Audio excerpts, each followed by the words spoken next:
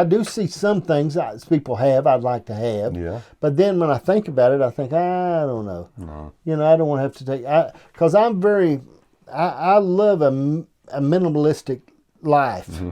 And because the less I have, the less I've got to take care of. Exactly. Okay, Yep. I really don't want to have to take care of it. I mean, you know, if you can make it with 10 chainsaws, okay, and brought them in and set them suckers on the shelf. What kind of chainsaws do you like? Steel. You set them on the shelf every evening, 10 chainsaws.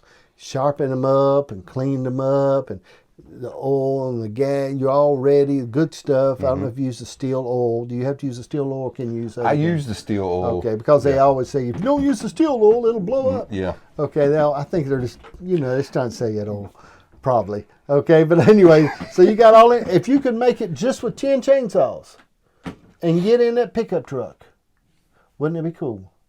Not have that other equipment to worry about.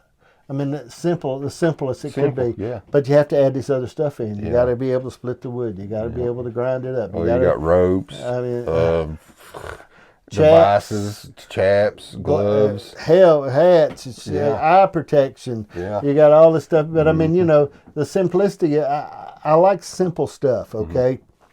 I mean, I just, and the more simpler you can make things and the easier you can work with and stuff, and I'm all for that. And I think that, now it doesn't drive the economy.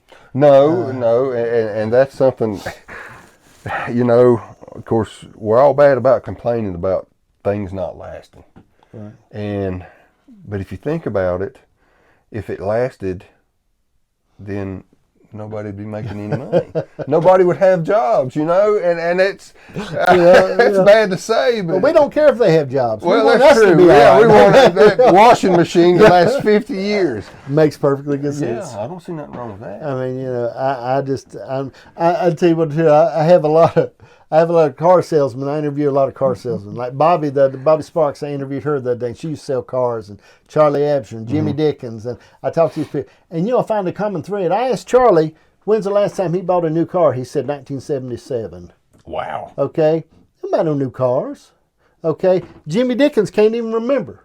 Wow. When the last time he's bought a new car. Bobby bought one the other day, but not no new car. She still wanted a Ford Taurus because she used to have one. Yeah. Okay? These people sold cars, and they're smart enough to know that it's not a good investment. Right.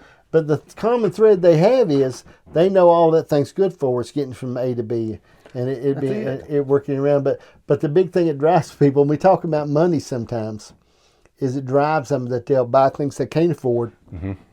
They end up in debt for junk, and they're trying to get back out. They're upside down.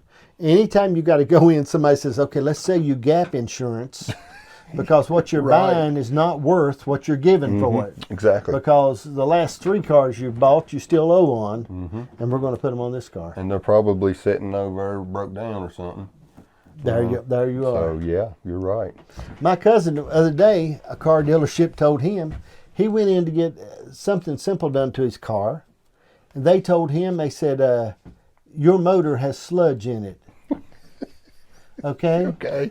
It has sludge in it, and it's not going to last. It probably won't get you home. It has sludge in it. I said, I've never heard of sludge, and they selling him a car. And didn't even want to buy the one he had. No, they said it's too bad. We can't even buy it.